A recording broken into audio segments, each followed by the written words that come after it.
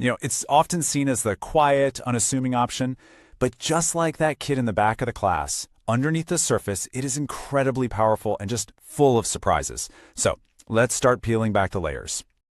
Okay, it's time to formally introduce our two fitness giants. In one corner, we have the ancient, holistic practice of yoga, and in the other corner, the high-energy, high-impact world of the gym. First up, let's talk yoga. And this isn't just some new fitness trend. We're talking about a practice that has been around for over 5,000 years.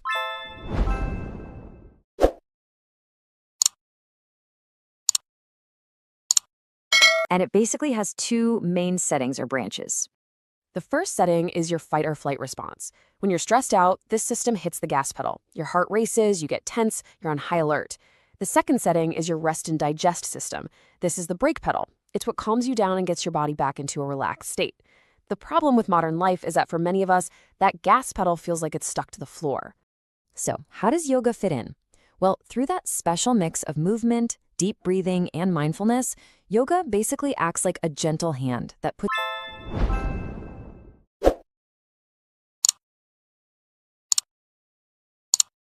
Okay, time for round two. We know what these practices do for our heads, but what about our bodies? Let's get into the physical showdown. We're talking flexibility, heart health, the whole nine yards. So let's break down these physical stats. If you look at flexibility, both groups started in pretty much the same place. But after 8 weeks, whoa, look at the incredible jump the yoga group made. Now let your eyes drift over to the heart rate column. Again, both improved, but notice something interesting? The aerobics group actually pulled slightly ahead, dropping their resting heart rate just a little bit lower. This chart really tells the story. When we're talking about flexibility, where a higher score is better, yoga is the undisputed champ. I mean, look at that improvement. So, the bottom line is pretty simple here. If you're looking to touch your toes, undo all that damage from sitting at a desk, and just feel less stiff, yoga is, without a doubt, the way to go. But what about your heart? Well, this is where the tables turn just a little bit. Both practices did an amazing job lowering resting heart rate, which is great for your long-term health, but you can see aerobics had a slight edge, bringing that average down to 70.5 beats per minute. So if your number one goal is to build a stronger heart, boost your endurance, and really improve your cardiovascular fitness, the science points to aerobic exercise as being just a bit more effective. Let's see what the science says. Okay, let's look at the hard data. This table comes from a study that tracked students over 8 weeks. Now, just focus on the pre-test columns for a second. You can see both the yoga and aerobic groups started at almost the exact same level of stress and anxiety. But now, slide your eyes over to the post-test columns. Whoa, both groups definitely got better, but you can see the numbers dropped differently. Let's make this even clearer with a chart. Here we go. This chart is all about stress levels after the 8 weeks. And remember, lower is better here. Both bars are way down from that starting score of 25, which is fantastic. But look closely. The yoga group's score is noticeably lower than the aerobics group's.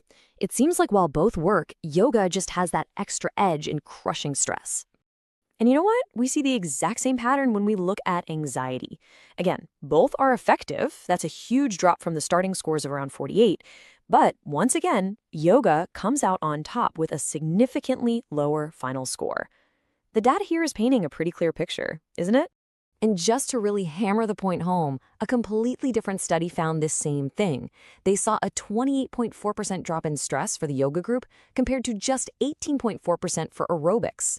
That's a full 10-point difference. So for round one, the battle for the mind, it's a clear win for yoga. It is a narrow victory for sure, but the data does suggest that when you're talking about pure cardiovascular efficiency, that high-intensity aerobic exercise is just a little more effective.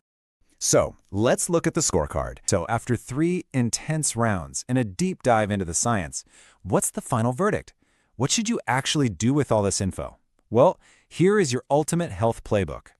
And the final winner is both of them. Now, I know, it sounds like a total cop-out, but the science is crystal clear on this. There's no single best exercise for everyone. The real champion is whichever practice aligns with your specific health goals. But why is yoga so incredibly good at chilling us out? Let's pop the hood and look at the science. The secret really lies in something called your autonomic nervous system, or ANS for short. Think of it as your body's automatic pilot. It handles all the stuff you don't consciously think about, like breathing, digestion, and yep, your stress response. And it has two main modes.